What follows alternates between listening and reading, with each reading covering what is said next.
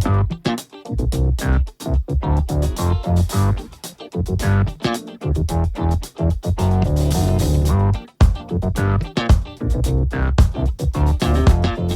folks, and welcome to the Daily Ratings Podcast. It's a show where each week we'll be sitting down with Vincent Daly to get his thoughts on the latest movies he's been watching, both older films and new releases. And don't worry, there's no spoilers. Vince will give a brief review of the movie, share some thoughts, and of course, then rate the film. The daily ratings are always fair, honest, and most importantly, they're consistent. On today's show, Vince will be rating and reviewing. In honor of David Lynch, we are covering The Elephant Man from 1980. We then have newly released, now in theaters, and our first of 2025. We have Presence, directed by Steven Soderbergh. And finally, Flight Risk by Mel Gibson. So we only have 3 movies this week that we're covering, folks. Let's hear what Vincent Daly has to say about them. Stay tuned and enjoy the show.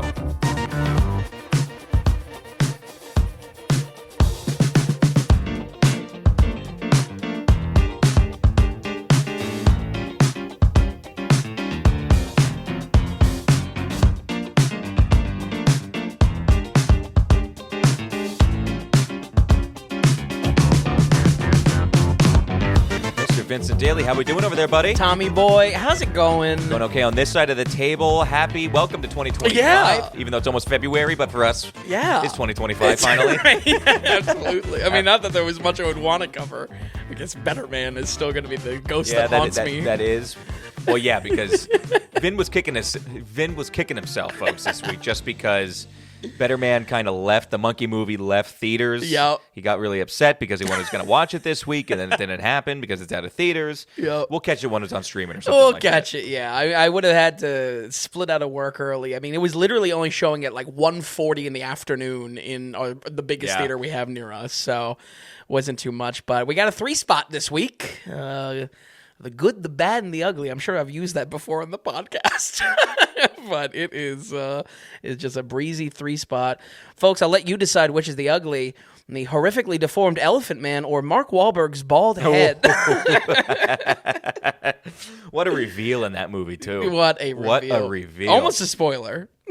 But also the trailer made it seem like there were things in that movie that weren't in that movie. So well, we saw it together. As I said in the news show, we saw it together. Oh, boy. Yes. Oh, boy, we'll see how we like that. Folks, check out the news show. We are now a twice-a-week podcast, much more condensed, much shorter than, the 4-hour Tom Dailies. But yeah, great job on that, Tom. Really loved it. Yeah, it's fun. We'll see how it kind of comes along. Absolutely. But it's good. I think our mentality with all of this has just been like, let's just figure out by doing. Let's iron out the what we want change about it. Everything's flexible with it, but let's pump it out there. Yeah, we're not going to be perfect right away. Yeah. Just go back to the first few episodes of this show. Exactly. Don't though. Start. I don't know. I still like some of those reviews. Start with episode 80 and work your way up. 80. It's harsh. No, so easy week for yourself. So yeah, we covered a different man. Wait. A Better Man is the Monkey one. Yep. A Different Man is Sebastian Stan. Yep. Okay. Now we have Elephant Man. Yes, we covered A Different Man a few weeks ago about elephantitis, kind of a deformity. Yeah, elephantitis-ish. And, of course, we lost David Lynch. You were even thinking about covering The Elephant Man. Once when Lynch passed, you were like, let's do it. Because we actually, for how much Lynch is big and you love Lynch, well, we don't have that. Oh, I don't want to not to please speak ill. I think I do like Lynch as like a director and a persona, a personality. Yeah, he's such an oddball. He's a personality for sure. His movies though are like really difficult. Like they are not normal movies. There's only 2 on the site on dailyratings.com. Yeah, and while I haven't, for good reason? No, it's not like a case like with Eddie Murphy where I tried watching stuff and dropped it for the podcast. Wow. Yeah. That's a spoiler. I tell you what, wasn't on my bingo card here for Eddie Murphy catching strays. That was back in year 1 too. But yeah, there was something there that to his movies, it's hard to review or even just recommend because they are just surreal and cerebral and like the goal of saying like heads or tails like are you going to like this movie is, I feel like, right. close to impossible. So as far as reviewing Lynch's films on the podcast, it's going to be a little bit of a challenge, but I'm up for it. Okay. So. Well, with that, I think let's step back to 1980. It's The Elephant Man by him.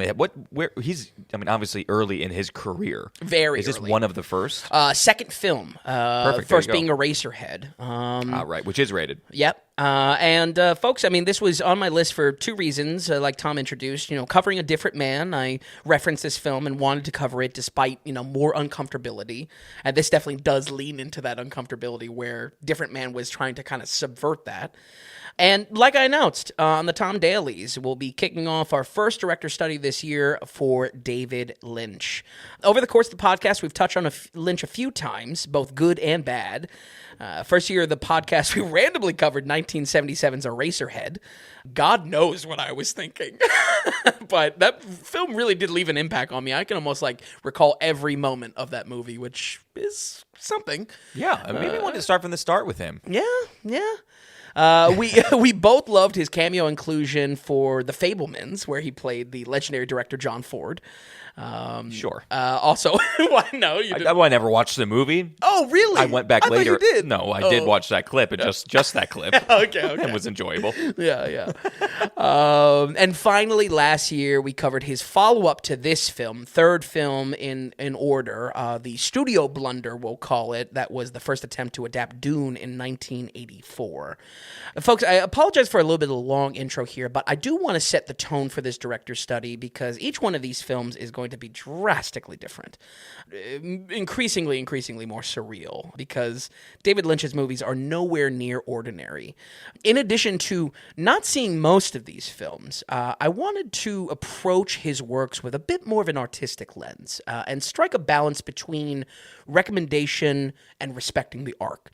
I think back to my experience reviewing Eraserhead, and it spotlights what I want to avoid a little bit with checking out his movies.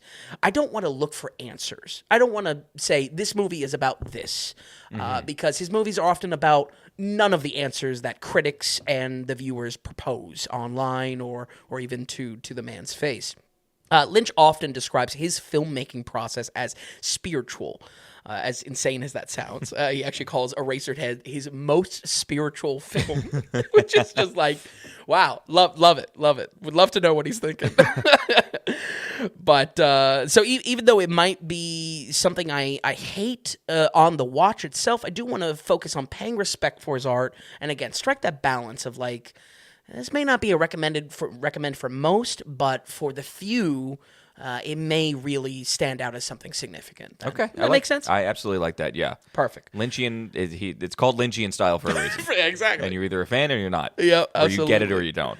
Luckily, The Elephant Man is a good film. If anything, a great film because it's probably his most accessible movie. The Elephant Man is the 8-time Oscar-nominated black and white drama that adapts the real life of Joseph Merrick, a real-life, severely deformed man that lived in 1800s London, living between fame and infamy. Discovered in a cruel freak show and plunged into the eyes of society, whether he wants to or not, the Elephant Man seems to only have one value to the world, which is to be gawked at by strangers. We follow the surgeon Frederick Treves, played masterfully by Anthony Hopkins, who discovers the man under the gross exterior everyone seems to be so interested in. While at first Treves' interest is purely medical, together they try to navigate how life could be kind for once, despite his strange affliction that can only be cared for, not cured. This is a very heavy movie.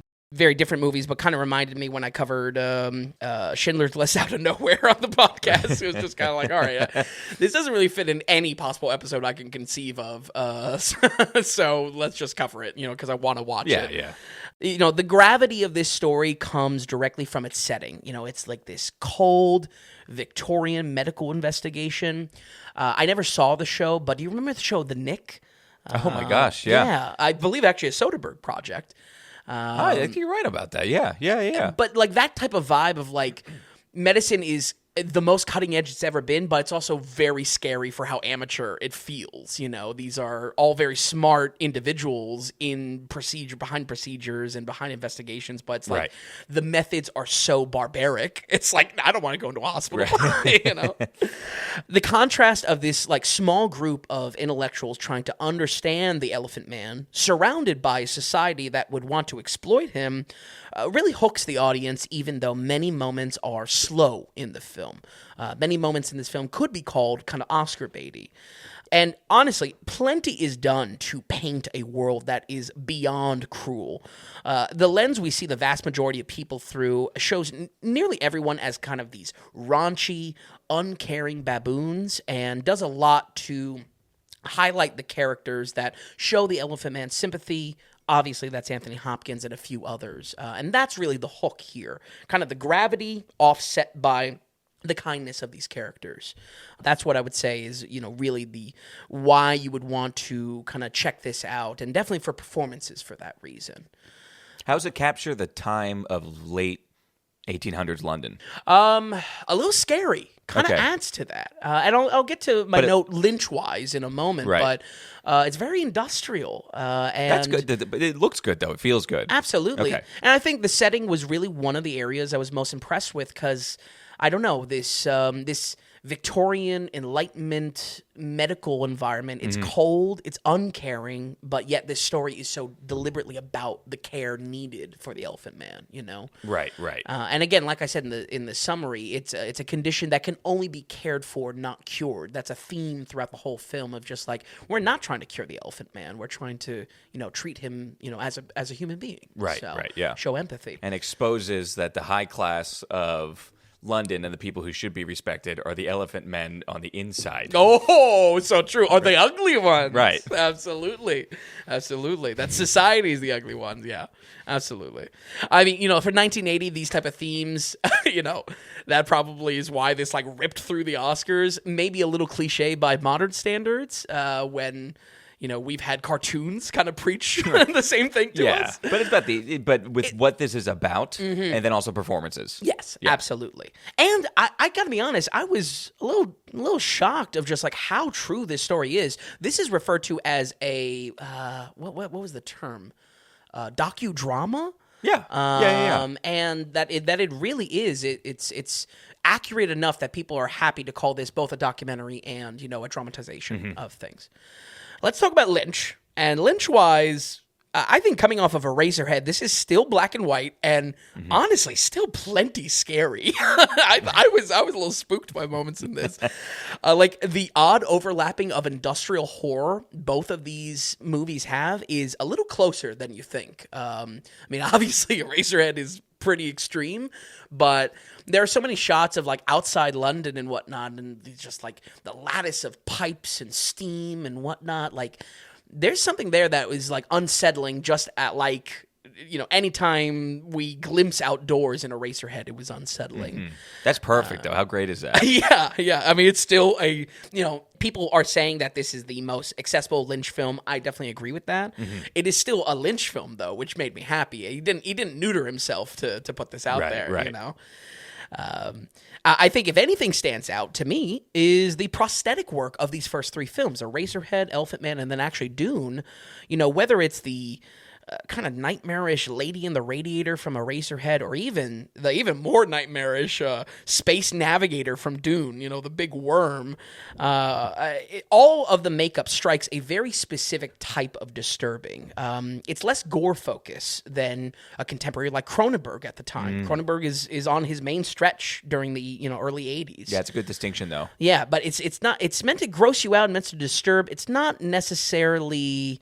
Like, I don't know. It's creep, not violence. Yes. Yeah. Absolutely. Where you look at, like, Videodrome scanners, it's like, whoa, this dude's head just exploded. Like, it's a lot. And it still makes me equally say, like, wow, I am actually fucking nauseous when I look at this stuff.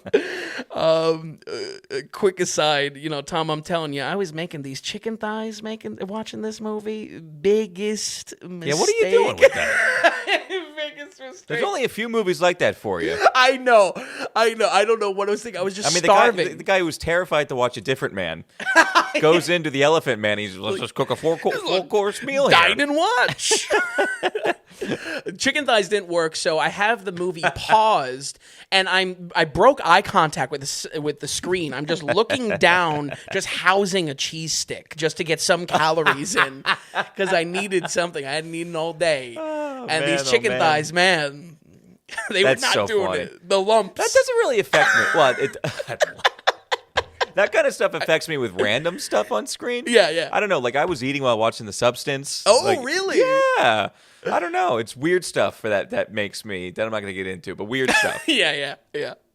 But it's just a very funny moment because I've literally like I can't even make eye contact with the screen. Not that there was something gross on what I paused on, but it was just like I couldn't even hear the noises. I needed calories. Just need to scarf down your dry motts. Yeah, exactly.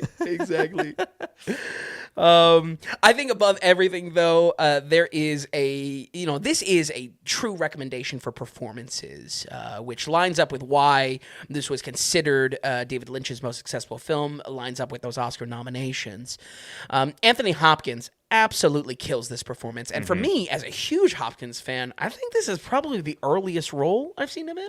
Yeah, and it's not like he's that young. Yeah. It's just that Hopkins is in or approaching his 90s now. Yeah. So we always know him as older Hopkins. Absolutely. But he's like post Silence of the Lambs. It's just like pre Silence of the Lambs. Oh yeah, absolutely.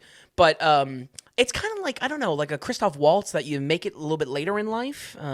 Usually as a hammy villain. Do we know the story of him or where he came from? No. Like, was he a stage guy beforehand? I would imagine just because he's so Shakespearean in his interviews. He is, he's tearing up just reciting a poem and whatnot. But yeah, I mean, it's such a wonderful, wonderful character. What he brings to the character. I love how the conflict for him revolved around if the spotlight and fame for Merrick was just yet another cage for the people to observe him through, which I felt was just so powerful. And John Hurt, under all that makeup, is just truly the heart of the film, having so much to discover about this character, but also what it says about our own judgment of him. I think there's not as much of a twist or a reveal that I was really ecstatic about with Different Man, but there is something here that the film tries to, set up almost a initial expectation that anyone would fall into, regardless of how you feel or how empathetic you are coming into this, and has a little bit of a rug pull in a good way. John Hurt just embodied that in a great way. And once again, earliest for him, not really something I can name that was probably more impressive in his performance catalog, but give it a watch because it is a strong start for the David Lynch study and probably going to be the one to hook you as we get more and more surreal. We're going to go ahead and give The Elephant Man 1980 a 73. A 73% for early Lynch. Yeah, that's a good score right there, man. Absolutely. It was a very, very good movie. What were you expecting? Were you just like, "Ooh, go either way"? Type of deal, I don't know. I maybe expected it to be a little bit more cliche, actually. Okay. Just being this kind of the first movie to try to pull heartstrings around like freak shows and kind of how that's taboo now and seen as cruel. But it had some surprises, and again, still a little scary in the way that Lynch's stuff is all a little scary. That's so and great, that was though. probably the best part for me because I was like, wow, the world is disturbing in this. So. I love it. 73% for The Elephant Man from 1980. We're going to move on to our newly released, our first 2025 films of the year. But first, just want to give a shout out to our producer of the episode. We got a producer writing in, and it's the great Linda Schiller with her monthly donation of a movie ticket for you, Vin. She covered the transfer fees as well. Linda continued to produce every month, which is just fantastic. Absolutely. And we thank you so much. You were executive producer of episode 171, first producer of the year, of course. And we appreciate it. Anytime you want to write in questions, comments, critiques, suggestions, write in, and we'll give you the shout out and read that here anytime on the podcast. Thank you so much for that. Folks at home, if you want to be a producer of the Daily Ratings, because we are just producer supported here, you go to thedailyratings.com and head to the donations tab. And through your donations, through your monetary support, you become an actual legitimate producer of the Daily Ratings. Just like in Hollywood, when you financially support a project, you're a producer of the project. And that's how we're doing it here. So Vin and I, we're not doing advertising. We're not going to do a Patreon or subscription-based or paywalls where you have to pay to, I don't know, say pay to play, pay to access our content. Everybody's got their own finances, so we're never going to peg a number to what you need to send in. We're never going to hold people back from seeing or hearing or listening to what we've got going on here. But the idea is if you are enjoying the podcast, if you're using the website, we look at that as value in your pocket. Can you send us value in our pocket? So our business model really is the value for value model. We are producer supported. That's how we're doing it. That's how we've done it, and we will continue to do it for 2025. We're so excited to grow the show, grow the daily ratings in the year 2025. We hope a lot of new producers come along and people just continue to enjoy. It's great seeing the numbers tick up slowly and, from all over the world, really. It's kind of cool to see. Absolutely. We've got people all over the place and kind of, dedicated listeners. It's fantastic. Linda, thank you so much for executive producer of 171. And folks, like I said, if you want to be a producer, if you want to just show some love and send a donation in, go to thedailyratings.com and head to that donations tab. When you do produce, don't forget to send in a note along with it, a producer note. You can send in questions, comments, critiques, anything you want, and ask us anything. If you have something you want to know that's random, it doesn't matter. If you're going to produce and you got something to say or ask, we want to hear it from you. We want to know that, and we want to give you the thanks and read that as well right here in the producer segment. So thanks so much, everybody. Check out our brand new shop that we just announced. Check out all the movie ratings as well, the compilations on the site. And it's coming along. It's great. Absolutely. All right, then with that, let's go to... We're going to do Flight Risk last. Yeah. Okay, good. Okay, we're on the same page. Yeah. All right, so the next one is Steven Soderbergh's film that just came out. This is written by David Koepp, who often works with Soderbergh. David Koepp's a very busy writer this year. I will continue to mention every single time I bring up his name lately on the podcast. Very big writer, guy who has done pretty massive films. Most of all, like the very first Jurassic Park. Sure. So he doesn't mess around. Yeah. This film technically came out at Sundance last year. Yes. So it came out over a year ago, but it's finally getting a theater release now. It's only an hour and 25 minutes. It's called Presence. Vin, take it away. Well, like we spoke about last week, this is one of, two films directed by Soderbergh this year, both of them being written by David Koepp. And like you just said, Tom, despite this being released in theaters, almost a year after being on ice, I am saying keep the movie on ice. Presence has been getting a confusing amount of buzz for no real reason, with a 78 on Metacritic and fellow critics praising its originality. But for me, this was not only one of the weakest films this year. If it did come out in 2024 like slated, it would have been one of the weakest in last year's shit show as well. Despite a blitz of advertisements saying so, Presence is not a horror movie and is closer to a supernatural drama with no real punch at all, despite trying to juggle modern topics around raising a family, the real estate market, and of course the opium epidemic. In the story, a family moves into a new house that has a haunted observer to it, but without much of a clue as to who the spirit might be. A husband, a wife, son, and daughter all progress throughout their lives with little moments that they interacted with the ghost being highlighted in the film. Dramatic plot beats sprinkle their lives in this new home. Some capitalized on, some left intentionally vague. But mainly for the daughter, she is grieving her best friend recently dying due to an overdose. And slowly, and I mean slowly, we piece together the mystery of this haunting through the cracks in this family's dysfunction. Soderbergh's elevator pitch here, folks, was to make the camera the ghost in this. And while that might sound appropriate for an idea that a high school film project might have, it's about its one note here. It's about, this is one of those films that it's about the gimmick, and that's it. So if you're not on board with the gimmick, I have to say I kind of was on board with the gimmick. There's still nothing there to support it. And if anything, I feel like a lot of choices in acting, in just cinematography, of course, is really burdened by this choice of the camera is the ghost. But if that pitch sounds kind of interesting to you, I don't know. Maybe that's where some of this praise is coming from. But I cannot stress enough that this idea is the single hook the project has, with nothing else being done to grab our interest. Most of these scenes are presented in long takes where the ghost will move about the house into different conversations. And while that might be an excellent platform for acting performances, a la Birdman or something like that. Oh, sure.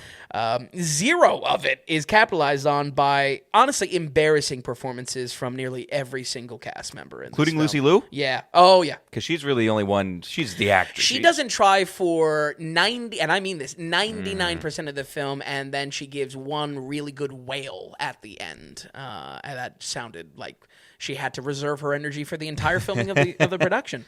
I think the gimmick of this also hurts it more than it helps it. As you're watching this, you become a bit too aware of the camera as a character. And obviously that's the focus. But this handheld aspect adds to this amateur feel, adds to this high school production feel. The way the camera bobs and has a intentionally kind of human element to it. It's just way too much. You're way too aware of the camera operator here. Like, I was almost laughing out loud at this movie anytime we are scurrying upstairs and bobbing around, or scurrying out one room into the other part of the house so we can get another scene. Because of just how much you're just imagining the camera operator just like out of breath panting doing this. It really is ridiculous. I have no idea.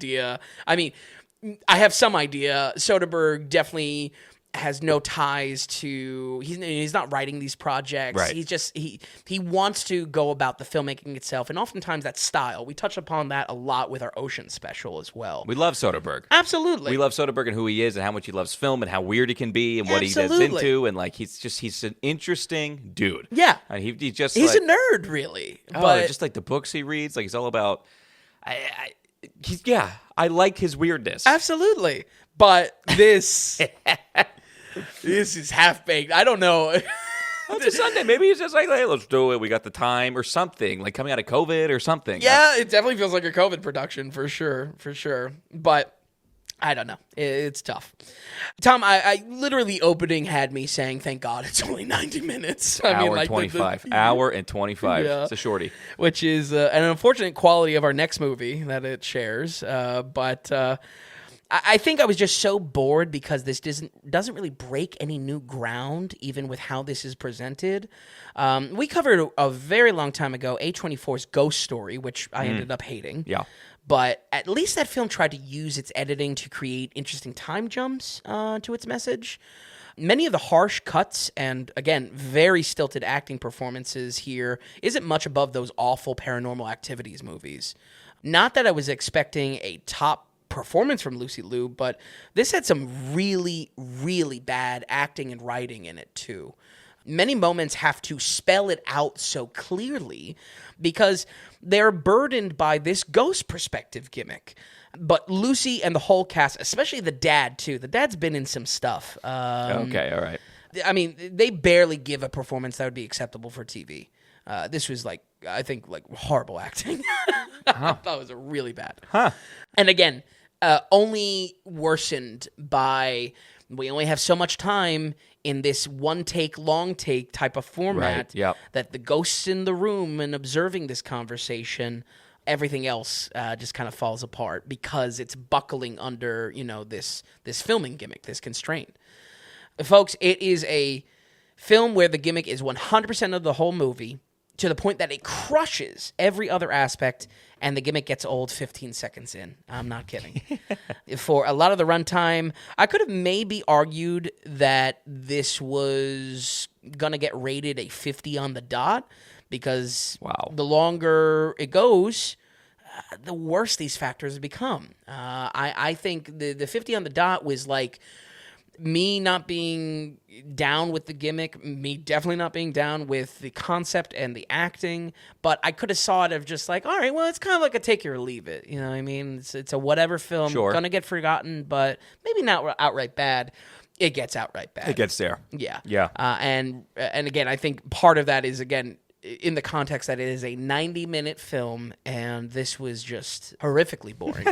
The fact that this was advertised in the playoff games as like the new horror from Soderbergh, I mean, I think it's a joke. I think it's going to probably hurt Black Bag's advertising. Yeah, his next film coming up just in March. Yeah. Also directed by David Koepp. Outrageous. Who I don't like. Right. I'm just, you go down his stuff, it's unbelievable. He did he has done so much. It's crazy. And just from the OG Jurassic Park, from the original Mission Impossible, to Kimmy with Soderbergh, You're right, and the Mummy reboot, which I do kind of. I think we need to watch. Actually, we might low key like it. Yeah. What else does he do? He does one of the bad Indiana That's Joneses. That's one of the ones we missed the boat for, because if we were gonna do a dark universe, Universal Pictures, Wolfman just came out. Yeah. Yeah, but that's equally trash.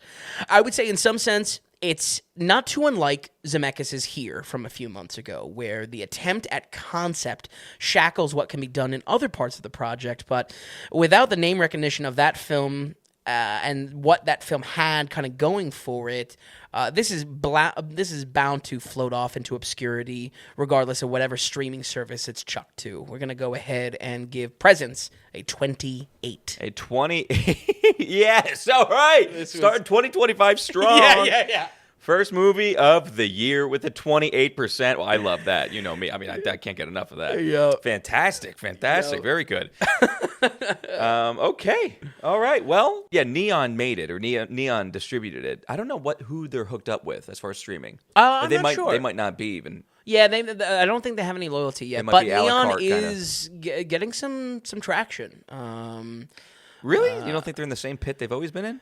Not pit, but definitely second place behind A24. Yeah, but but in second place, above third place, Blumhouse. No, so true. Right? So I true. think Blumhouse last. Yeah. Then Neon, because Neon might have one hit in every 8 movies. Yeah.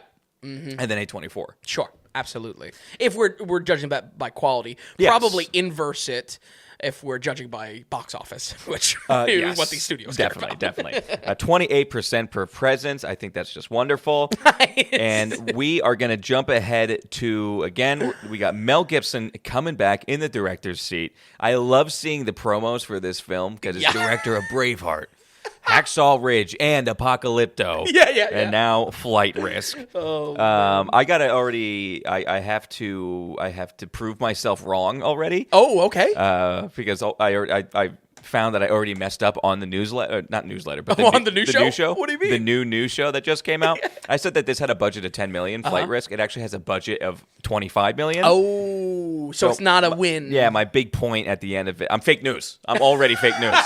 I can't even get through one episode where I just tell the truth and everything. Well, that's good. We had the follow-up, lay it down, and then we clarify. It's Flight Risk. It's Mel Gibson. It's a horribly small cast. It's an hour and 31 minutes. You just get us into it, and we'll take it back and forth. Well, we got to start with Y'all Need a Pilot. Y'all need a pilot. Hopefully, we'll add some second life to this movie for people memeing on it when it comes to streaming. But this particularly smelly January trash is directed by Mel Gibson, and honestly, looked to be significantly lower tier than anything he's done in the past. I mean, I don't know why. To the point of embarrassment. I mean, seriously, this man directed Braveheart at some point. Yep. The only thing I can really pin it on is that he needs a quick round of funding. This is a very minimal cast. You get one big actor.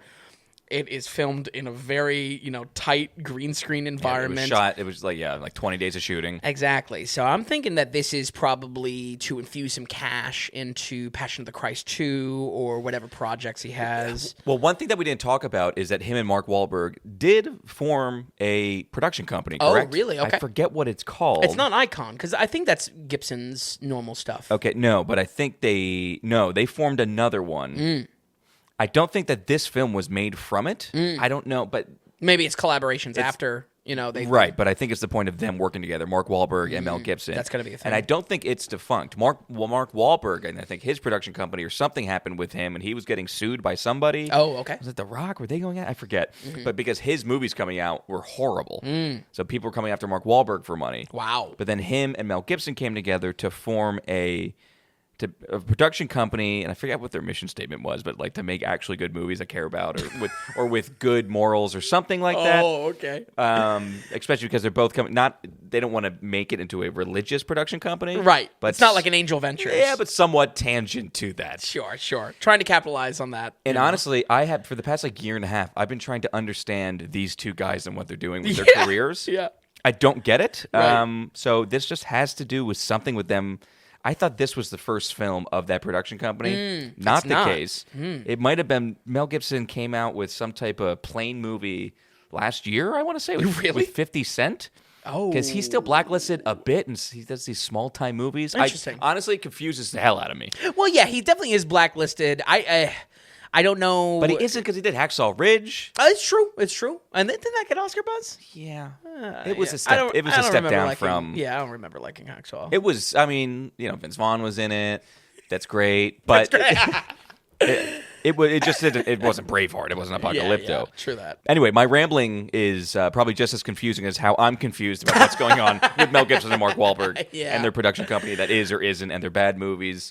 But he's got great movies on ahead of us because he wants to go crazy with the Resurrection of the Christ. Okay. And he's slated to do Lethal Weapon 5. Really? Because the director of Lethal Weapon 5, who did the previous 4, it was in development, script being written, and he passed away. And he had always told Mel Gibson that he wants Mel to do it if he dies. He dies, and Mel Gibson took up the helm. Danny Glover's on board. He's on board. That's going to happen at some point. But then you have this Passion of the Christ. It's just it's a mess. It's a mess. Yeah, it is a mess. It's a mess. But I think you hit on the nail on the head as far as Mel is making a concerted effort to get back into Hollywood. He's done his time and time out, and now is trying to make these efforts to strike back into it, or even adjacent Hollywood, because I'm sure he wouldn't want to be included in Hollywood. I originally hoped to pin all of this shit on the writer here, Jared Rosenberg, but honestly, there was just so much bad in this movie that the whole thing is everybody's to blame. Yeah, the whole thing's going down in flames. Literally everybody. Yeah, literally. Flight Risk is a compact thriller that squeezes 3 characters into a puddle jumper, but despite compressing the stakes, is a story that is stretched so thin it would barely make a TV episode. Yet more connective tissue to the last film as well. Just like the fact that these aren't even like, usually what I say is like, oh, can it be boiled down to a Twilight Zone episode? Probably shouldn't have been a movie, 90 minutes or otherwise, right. These are less than that. The man-child Topher Grace is a witness being escorted by Michelle Dockery, a U.S. Marshal, to testify against a mob boss he is laundering money for. Stuck in backwoods Alaska, they do, in fact, need a pilot. This introduces Marky Mark, a horny weirdo that tries to hide his true evil intentions, even if he can't hide his hairline. Quickly, the jig is up, though, and now these two are thousands of feet off the ground with only one psycho who knows how to get them down.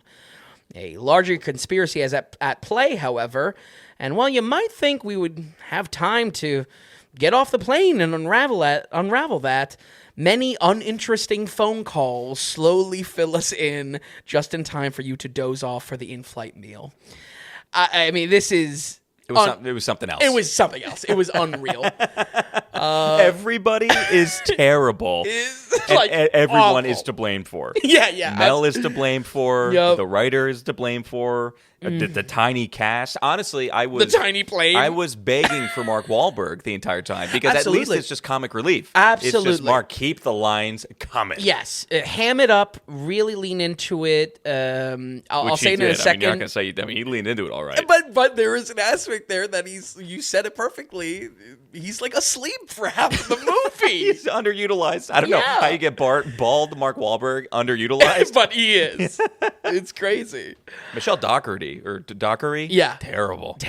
And Topher. Oh my God. Yeah. Really god awful. I would say unlike our last film where it had slight promise where it can go, or where it could go, Here, the writing from the very beginning was sloppy and just like utter bullshit. Topher is a 10-joke-a-minute character that is beyond annoying and has lines you wouldn't pick out of a blender of the worst MCU quips. Mm-hmm. You know, the plot is just so clearly a TV episode stretched to 90 minutes, and like throw this in one of those countless cop procedural shows, and it probably would work much better because there would be some sort of attachment to Michelle Dockery's character as the U.S. Marshal, where so much is contingent on or connected to her kind of a, if you will, emotional discovery here, kind of emotional journey, and it just falls flat because everything is delivered either over a staticky phone call or Mark Wahlberg talking over it.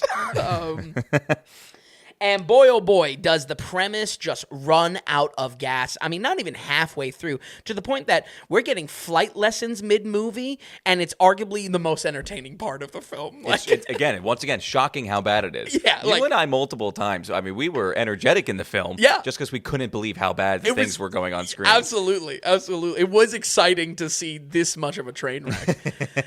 And you know, I will say, and this is actually where I was open to this. You were definitely into this a lot more, just because of the, you know, y'all need a pilot. You're pre-seeing this. I was the hype. I was like, come on. But I think I was going into this, and I'm open to some of these, contained plots. I think of movies like Red Eye or Phone Booth. Maybe dating myself a little bit, but where like the small space informs how the plot develops and how tension is cranked up. Mm-hmm. But here it feels like we run out of concepts to explore 25 minutes into this story and are left with just like these big empty gaps that a 90-minute movie should just never have a problem with. Like the amount of downtime in this movie of just like either quiet moments or little gaps that could be edited out in between, I don't know, the flight phone call lessons or Mark Wahlberg waking up. Right. I mean, this is a rare case I wish I could do spoilers, just because I would love to lay out the repeat 4 times of how Marky Mark goes up and down in this movie. It really is ridiculous. It's just unreal. Yeah, it's hard to say much more about it, just based on the fact that it's an hour and a half. It's got a tiny cast, and the writing's terrible. And I totally forgot when I was putting this on and reading about it. Sure. This was voted, I think it's on the Wikipedia page, this was voted the number 1 best script on the blacklist. What? Which the blacklist is that it's just a pile of scripts that are kind of out there, but don't get produced or are left unproduced. Wow. And that's always there, and you can go through them, and you could basically can put in your offer for it and everything like that, and then boom, you pick it up, and then you can get made, and then you can make it. This was voted number 1 or something like that. That's what I think. And maybe he just, like Mel Gibson was just like, all right, let's just do it. Yeah. It's a paycheck. I don't even know. Absolutely. Well, Jaron Rosenberg is it's like one of his first. I think in concept that like the blacklist, that's a great resource for writers in Hollywood that are always, kind of scrapping by. Right. The average writers, but I mean, the acting didn't help it. Yeah. The acting with Topher Grace and Michelle Dockery. I mean, my God, like 3 tent poles and all of them collapsing. I'm sure many have compared it online, but this feels like a Liam Neeson direct-to-video movie that only cracked into theaters because it's January. It actually makes me very happy to see Mark Wahlberg get demoted to Gerard Butler's usual spot of action schlock, because I know it'll just do so much more damage to his career prospects in the long run. Ah, whoa! I kind of got to the point where I'm pulling for him. No, what you mean the character in the movie? No. Mark Wahlberg as a whole, I want to see a turnaround. Really? Oh yeah, I think he's got something in the tank. Give us a Departed Mark. Sure. Tiny character. Sure. But then it's like, there's some life here. Absolutely. We got some life in this actor here. Absolutely. And then go from there. Yeah. I think there just needs to be a reboot. He needs to be just like your router sometimes at home. Unplug and replug. He needs to have a Matthew McConaughey moment. He needs to have a renaissance. Absolutely. Yeah. But kind of. Yeah. Anyway, yeah. We're on the same page on this one, yeah. Not exactly. My next joke is no joke. I fucking hate Mark Wahlberg. And I'm with you. I mean, I think I praise him in the right sense. Boogie Nights, Departed, excellent the other roles. guys. Oh, sure, absolutely. Which I love, yeah. There are right roles for him, but I think it speaks volumes that even in such a hammy, easy to have fun with role, that he can't be the one good thing about this movie. You know what I mean? He can't be the saving grace or the so bad it's good element. Oh, to there's this no movie. right. The whole thing is bad. Yeah. But as far as the best part of this movie, it is him. I guess. No, I don't know. I don't think so. I mean, I don't know what it is. That's the big question here. Yeah, right. What's the best part of the movie? What is the king of the trash pile? Maybe. I don't know. Like I said, I think the most entertaining part of the film was the slight rom-com that came out of nowhere with the flight instructor over the phone. It's the only thing that actually got a genuine reaction out of me. But I'm wondering if this is a spig for you. So bad it's good. I wish it was, but just the amount of time this dude is knocked out cold in this movie. One, further shows how little goes on in the movie in 90 minutes, two, just makes the moments he's chewing the scenery show how much of just a throwaway this casting is. I think my takeaway is that this could have been any actor, not just Mark Wahlberg. And interesting. Further my point of just like put Mark in the right thing. This was not like, there was no reason he had to shave his head or put the ball cap. It's been like a decade struggle to get Mark the right role. Absolutely. Yeah. Absolutely. Man, was this just stretched so thin. Like goddamn taffy. The same concept is stretched and folded over itself a good 4 times to get our 90-minute length. And, that very last moment had an unusual spark of mayhem that almost made me call it so bad it's good. Folks, the very last moment is just like you can feel they probably had some budget left over or something, and the actual climax or the actual conclusion of this movie has an interesting spark that you and I, Tom, we were almost laughing at. Right. It really did have that mayhem so bad it's good aspect, but honestly, it was just an absolute waste of time. Like Presence, an absolute waste of time. These fall into this score category because I don't waste your time on this. This is a stay away, and all I can say is it's the first movie of the year, and very well might be the worst movie of the year. We're going to go ahead and give Flight Risk a 22. A 22%. Yeah. 2% better than Atlas. I love that the first 2 movies of the year got a 28 and a 22. Yeah, isn't that insane? Things are looking up, my friend. Wow. The only thing I could do to save face for Presence is that technically, I guess it's a 2024 for the release. No, God, no. Oh, no, it's 25 proper. Wow. Okay. The good thing, what the silver lining is here? Yeah. You're not going to get much worse. I hope it's nowhere to go but up, really, when you think about it. I hope so. Wow. Okay, so Flight Risk with a 22%. And it's going to be the first one of the year for me as well. This gets a Tommy flip-flop all the way. Wow, there it is. I don't even know if this movie's trying to flip, but it certainly flops. There you go. So a Tommy flip-flop attached to this one. And I'm telling you, rightfully so. I'm glad we saw it together. I wish, and I think we were. We had fun. Absolutely. We had a blast. Maybe go see it. Yeah, no. That's where I think, I wish it was something I could call so bad it's good. Yeah. I wish it had more magic with Mark being hammy and maybe a little bit of that flash at the very end where it's just like, where is this coming from? This is Give us more in the plane. Yeah. Just give us more in the plane. Absolutely. I wonder if Mark Wahlberg was Nick Cage. What that would do. Oh, see, that's what I'm talking about. The Right. casting doesn't need Mark specifically, and No. I feel like at that point, a lot of actors can do a hammy role, a hammy villain role, that is, and probably a better job. Could have been Anthony Hopkins. 90-year-old. They're actually escorting him on the plane.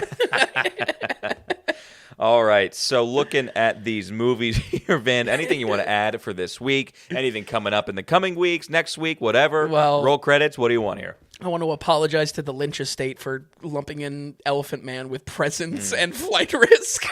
That's true. I don't know if we did him a good.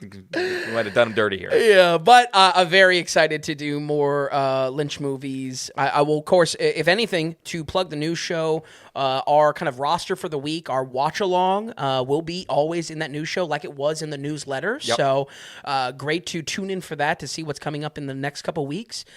We are going into February, though, and like I said last year, I wanted to rework Fred Astaire February into more of kind of a general kind of footwork dance February, so I can cover some more monumental talents, Gene Kelly, Bilbo Jangles, Nicholas Brothers, things like that. So very excited to watch those movies. Maybe get to pepper that in. Absolutely. What are we calling it? Footwork February now?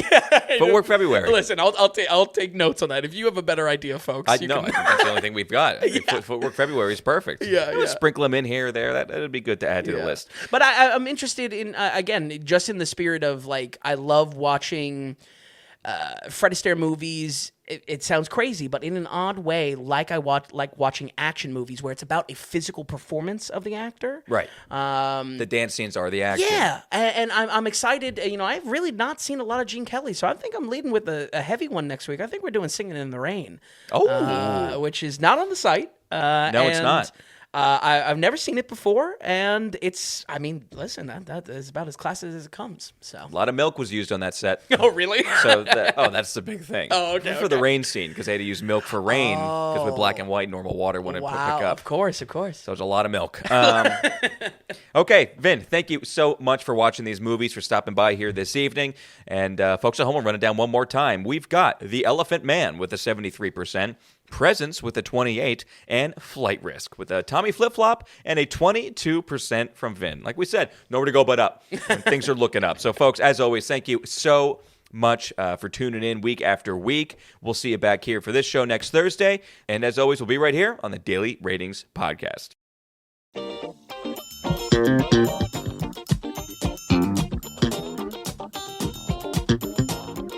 And hey, if you enjoyed the podcast, if you would, give us a good rating or get the word out and tell a friend about us. And just a reminder that the Daily Ratings is completely producer supported. We want to stay away from advertising, and we don't want to have any paywalls or tier structures or subscriptions. It's all just value for value. So, are you finding value in any of the things that we're doing here at the Daily Ratings? Then become a producer and donate whatever amount of value that is. Just go to the donations tab on thedailyratings.com, and while you're there, be sure to check out the massive amount of films that Vince has rated. So thanks so much, everybody. We'll see you next time on the Daily Ratings Podcast.